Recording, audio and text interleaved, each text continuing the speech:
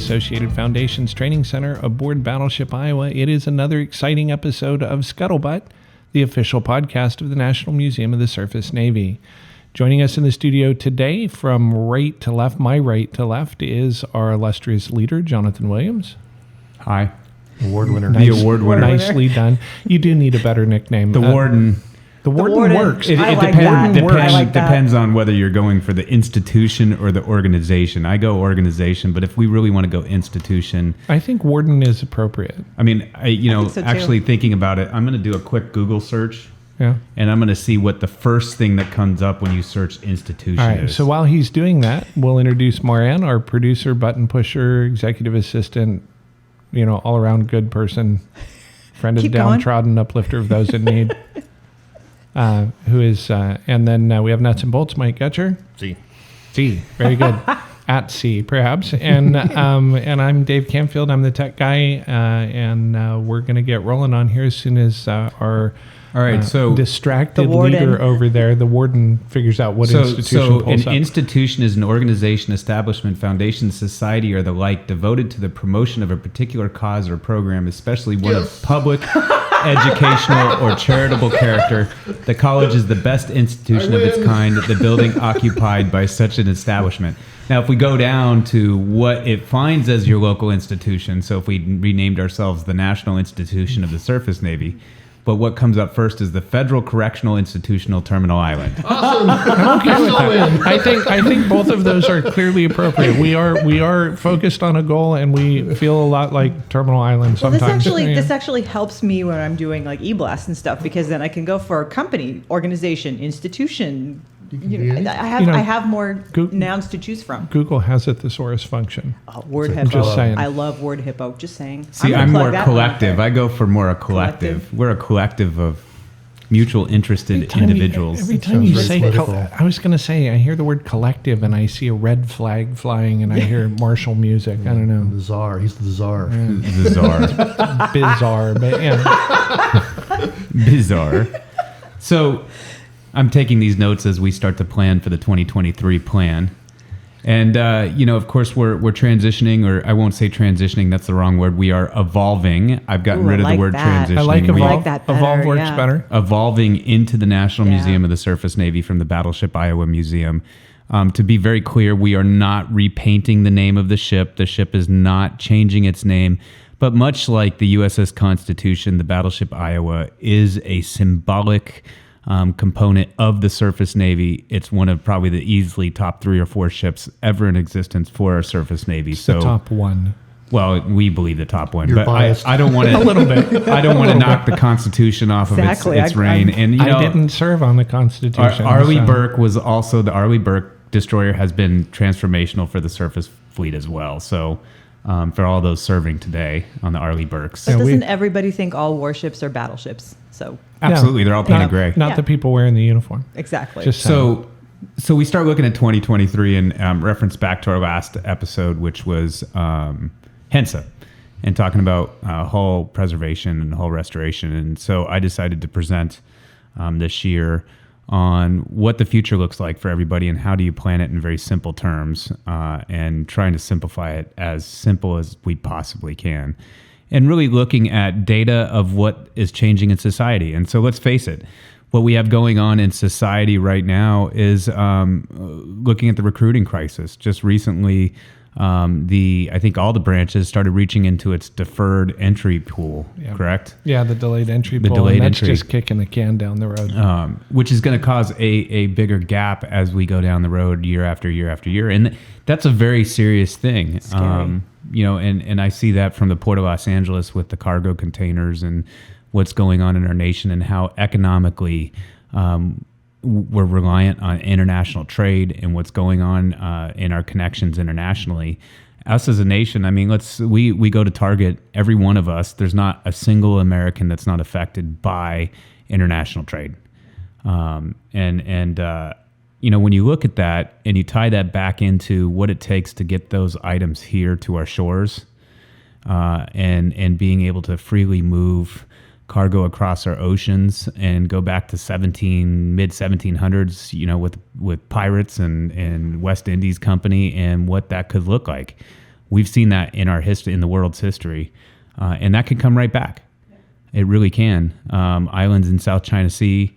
I just read about Taiwan that the CNO's saying we need to be prepared for China to go after Taiwan late this year or next year, and how that may affect what we're doing. So, I mean, and this is not all about me talking. I seem like the only one talking, but starting to look at that crisis of a rapidly changing society, good, bad, ugly, whatever anybody's opinion may be on that, and what that means to the future of our nation and how that can actually impact us economically as a nation, and completely change the dynamic of where we're at.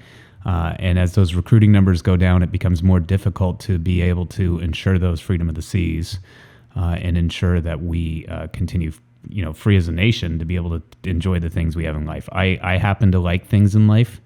I happen to like to buy things in life. Inflation is killing it. I can't imagine if we weren't able to get that stuff, what that would look like for us. Well, and that's, I think, an important centerpiece. The National Museum of the Surface Navy is not talking about fighting. One of the videos that I know Admiral Stinsky puts out there has the phrase in it, the Navy, a global force for good. And we need to understand that this is not always about engaging with weapons. It's about being out there to maintain the freedom of the seas, because that affects every single American. And I don't think that a lot of people out there connect the dots between the Navy and their grocery store.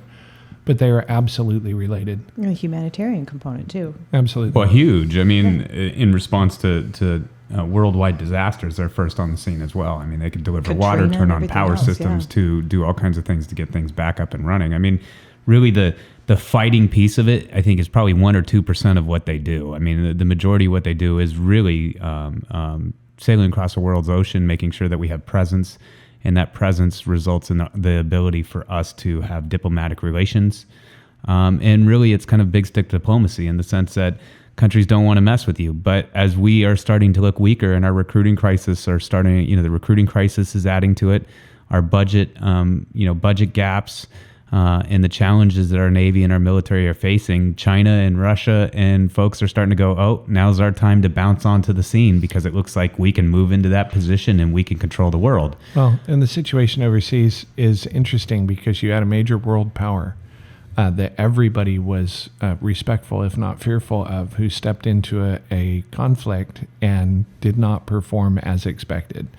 And of course, I'm talking about the Russia going into Ukraine. And there are a lot of people, I think, that would look at America as the same kind of, well, if the Russian military was not what we thought it was, is the American military what we think it is? Yeah. Mm-hmm. And so that's what we're facing as a museum. I mean, and what is a museum? I see it as a public awareness vehicle.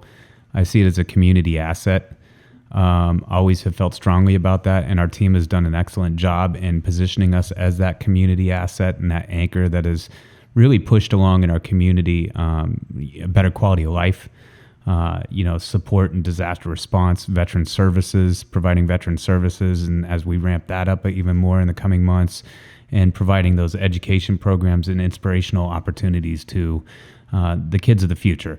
I've had a few people come to me and say, Jonathan, look, what are you trying to recruit for the Navy? And that's what your education program is. No, it's not about that. It really isn't. Education programs, our STEM program, inspires kids to look at a wide variety of careers, science, technology, engineering, math. I mean, I'm sorry to say that us at the Iowa do not run around with a contract to have kids sign up to be recruited. I mean, they do it they can make those decisions on their own. We are not recruiters. But, we do believe in a strong nation, and we do believe in the future of our of commerce that's happening in the port. And as we prepare for this weekend in our Freedom of the Seas Awards, which highlights that, with Secretary of Agriculture and his efforts in the Ukraine food crisis, as folks may have seen, the Ukraine, I think, was the number one exporter of wheat in the world. And when Ukraine exports got shut down during this war, it caused a wheat crisis. That's a food crisis. That's a serious issue. We're right in the middle of a gas crisis right now. Russia invading Ukraine shut off a bunch of the gas resources that Europe relied upon. And now I think OPEC is starting to scale back And on just that front. Look at that pipeline over there too, that natural gas pipeline. You don't know exactly what's happened. They say it was explosives driven, but that also calls into question or the need for a Navy or somebody to watch that stuff. Yeah. Most of our information goes across in cables across the ocean. Well, that's one of the things that we do here as an institution or organization or company or museum, whatever you want to call it. The club. Is A social club. One of the threads that we've had since day one is connecting the past with the future and putting the Iowa as the centerpiece of the surface fleet and then telling the story of the surface fleet, which does draw from the past into the future, from the days of combating piracy on the Barbary Coast to combating piracy off of Somalia, to keeping those sea lanes open now, to whatever faces us in the future. That's the story we need to tell, and we need to be in the centerpiece of that. I'm actually very proud of the Iowa as the centerpiece of that, particularly as an Iowa veteran, because she is the quintessential symbol of a strong surface Navy. But we have a strong surface Navy now. We just need to keep it strong, and we need people to understand why we need to keep it strong. Well, and that's David coming from the Iowa service and over to the Tijuana River. I mean, the Brown Water Service. That is in fact brown water down there. I was just going to say. But so when we start to look at, and I feel, looking at that international and national gamut of things, and how do we focus in on that and drill in it, and where do we go in 2023? And we all clearly know we're evolving into the National Museum of the Surface Navy. Really proud of the efforts we've already done in doing so. For the future of it, we clearly know who we are. We are a community platform of engagement for veterans, students, and community resiliency with our disaster preparedness programs, the COVID test booth, really giving back to the community. And the most recent $6.7 million from the state of California to build that community engagement building. We start to plan down in 2023 and executing on those goals. And I want to be crystal clear with our listeners, and I can't be more passionate and clear with anybody involved. We are opening this museum on October 13th, 2025. There's no doubt about it. Now, whether we open it in 11 or 12,000 square feet or we open it in 30,000 square feet is all dependent on what kind of support we get. But we are opening it. We've done this kind of thing for years. We don't stop. Nothing can stop us. So people can hop on the bandwagon or not hop on the bandwagon. It doesn't really matter either way. We'd love to have you on the bandwagon. But this is really a passion thing for all of us to start working towards this and start really highlighting the necessity of it and how do we execute on that and where do we go. And so that's how we formulated our strategy. And that was going back to the HENSA thing, really kind of teaching, I think, the rest of the ships across the nation how to formulate their strategy, what they mean to their community, what they stand for in their community, what role they play in their community, and what role do they play for the future of our nation in raising that awareness. And it can be unique for each area, frankly. I think one thing that has really struck me about some of your research and certainly our experience is that, we survive here. We eat what we kill as a museum, as a company, institution, whatever you want to call it. But I know it's funny. That's gonna be the word. Ongoing. Company, institution, whatever. Yeah, whatever. Or whatever. But you can't survive off of what we call the gate. Nope. The gate is the proceeds. Imagine people walking through the gate at Disneyland. There's a certain amount of money that's associated with that entry, whether it's $150, whatever it is now at Disneyland. $50,000. Yeah, Right. But still, there's a gate number, and we call it also a per cap. It's per person. How much money do they bring to the company here? But you can't survive off of that. There's a lot more you need to be doing. And that's really, I think, something critical to really realize. Because if you're only going to live just off of people coming to see that, there's a problem. Yeah, well, and let's face it, historic ships, well, our listener base probably loves historic ships. I'm going to be in the reality fashion here. They're a thing of the past. I mean, that's the reality of it. This is a World War II asset. This is looked upon as a World War II asset, even though it served in the 80s. It's a thing of the past. Our museums across the nation are facing the same issue, have for 20 years. Attendance has continued to go down. Science centers are struggling massively right now. And those are some of the most interactive museums out there. Yeah, and you had some data too. I think there was an ice cream museum that was more highly Google searched than anything else. Yeah, it was like ice cream, bubblegum museum. I mean, all of those bizarre stuff. Yeah, those things are some of the most searched things that you find today that is really engaging the people of the future. Well, it is ice cream. Well, yeah, it is ice cream. But I mean, the fact that you could build a museum about ice cream, or the ice cream museum, I'm not talking about like Carnation Dairy in Washington State, which was a wonderful tour, by the way, as a kid, because you ended it with Carnation ice cream. Or Tillamook cheese up in Tillamook. Oregon. Gosh, that's great too. You can end up with some Tillamook ice cream. The Wonder Bread Factory in Sacramento. Which Tillamook Dairy is I've been packed. to a brewery too once. Yeah, I used to go to... We did not take school field trips to the brewery, though. Although when we went to the brewery, we got free beer, so that was cool. You know, when I lived in New Hampshire, Merrimack, New Hampshire, there's a Budweiser brewery there, and they had some of the Clydesdales there. And when it got hot during the summer, we'd go for a tour at Budweiser because it was always cool. It was like refrigerated. You go for the refrigerators and it felt great, and you end up with root beer or beer or whatever. Ooh. I didn't drink the beer. Of course, I was too young. Root beer's still good. I never drank beer when I was young. I was perfect in every which way. We all know that. I believe Hopefully you. some people are not listening. I believe Liar, you. liar, liar, liar. Thousands of other people might not, but I do. Well, you know, to become a warden, you have to be influenced by former wardens. I mean, no, I didn't say that. Inmates? Just kidding. I'm not. He's had direct mentorship. Yeah, I don't have background Combine in the that beer front. museum and the ice cream museum. So you'll notice How about the ice cream float Yeah, this museum? evolved pretty I was going to say quickly, this didn't it? episode was all about who we are, and the listeners are getting a pretty good Exactly. picture. Yeah, they're Actually, getting a very good picture of who we are at this point. So, Squirrel. so when we, so back to who we are. I mean, and I think we very much know who we are after all these years. It took us 5 or 6 years to get there, and now we're able to focus and build those bricks and really continue to beat that drum. It's one of the things you said, though, at your Hensa presentation is know who you are. It's so hard to work with an organization that wants to be something and they're kind of stodgy and stuffy and this is my public image. And then you get working with them and you get kind of under the hood and that's not who they are.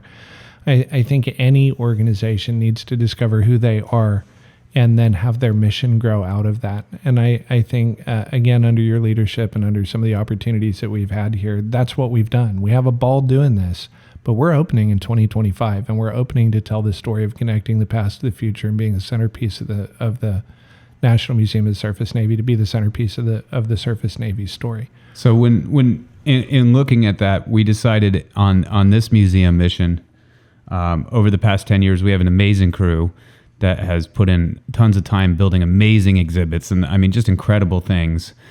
We decided if we were going to go to on a national level and we were going to play with the big leagues, we better be ready to play with the big leagues. And that's why we retained the Brand Farron and Applied Minds and the team over there, which we've already seen some of the concepts of, and we're going to go over there later this afternoon to work with them and drilling in more. Because they have a passion in the same thing we do. Yep. We all want to address this issue for our nation. I mean, this is a national issue. This is an issue that we are taking on that needs to be taken on. And I don't know where it's going to go, but you know, we're stubborn around here and we've done this before. So we're going to take on a massive issue that impacts every American and see where it goes. But that design that we're going into and where we're going in 23, we clearly know who we are and how we're going to do that. And execute on it. Now, of course, all of our listeners out there, for those of you that are billionaires, go ahead and write $100 million right now. Have to make that ask because that will only help us ramp up and accelerate our programs and accelerate this museum and make a greater impact. I just want to say that those of you that are donating $20s of dollars, we appreciate you as much as we appreciate the and that's absolutely true. That's actually our bread and butter. So. It is true. And I'll say that, you know, no matter who you are, supporter, donor, crew member, if you don't know, if you do send an email in response to our weekly e-blast, or send an email to me, I actually really do answer those emails. Yeah. So don't think when you get an answer to an email that it's actually somebody on the staff that's answering them. I answer every one of those emails that come to me, whether you like me or not. You're on the staff. Well, I am on the staff, but I think some people would really be surprised I actually personally answer those. The fact how many of us get the questions off of the Google, hey, are you guys still open? Yep, yes. That comes across my phone too. I don't answer those anymore, thank God. We've got Catherine took those over and is doing a great job on that. But you know, I got in my recent e-blast that we sent out about going to University of Iowa, and I got some great responses. Some people, you know, said come down and see Texas, and another gentleman responded that, you know, we went to University of Iowa and not Iowa State. What's going on with that? And in fact, the gentleman in Iowa State, shout out, I don't remember his name offhand, but I didn't know how involved they were in the Manhattan Project. Yep. That was incredible to learn, and then he sent over to me. So, I learn new things every day from every one of you that send something in, whether it's a note, whether it's a donation, whether it's support, whether it's a crew, advocacy, ambassador, telling your friends, whatever it may be. Even if you're welcome here. Even if you're yelling at us. Even if you're yelling at us, we appreciate the feedback because we want to do better. We want to do better. We want to do better. So, with that said, I think we can close out. Actually, let me call it the applied minds thing. That looking at this thing, and partly in response to my earlier comment about GATE, because you're always thinking about that. Really, I love this approach that they have, which is this all-encompassing approach for the experience that you have here, and also the social capital that we build. We're creating opportunities for not just a visit to a museum, that's part of the GATE discussion, but also the venue to have these conferences and conversations that need to be had. You have the food and beverage component, you have the entertainment component. There's a ton of that. That's a really broad view, I think, and that's really important, and something I think is missing in some of the ships, or at least in some of the institutions around the nation. You need to have a broad view of all of that. It's missing in a lot of museums, even outside of the ship world. One of the things I was struck with when you were talking is we are a museum which inherently looks at the past, except we're talking very much about a museum that looks at the future. Yeah. It doesn't feel like the past here because there's just it's hard to put into words, but there's life here. Yeah, it's living. It's a museum of future events. I wish there was a word. I wish there was a word to, a new modern word to update that word museum. Yep. Yeah. We kind of live it here too. It. Part of the ship, we live in the ship in many ways. We activate portions of the ship. We have to. Yeah. So it feels much more alive, and that's something that always appealed to me, even from day one here. It's like we have that good balance between maintaining the historical value of the ship, but also using it and bringing it to life in that way, and increasing its relevance to the future. Yep. All right. I guess that's the cue to wrap up. So thanks for joining us today for another engaging discussion. On Scuttlebutt, the official podcast of the National Museum of the Surface Navy. Join us next time where we will probably talk about other stuff. And if you want to talk to us, stuff and things, podcast at labattleship.com. At La Battleship. La Battleship podcast, PODCAST at labattleship.com. We look forward to your comments, questions, even your rude gestures. So join us next time.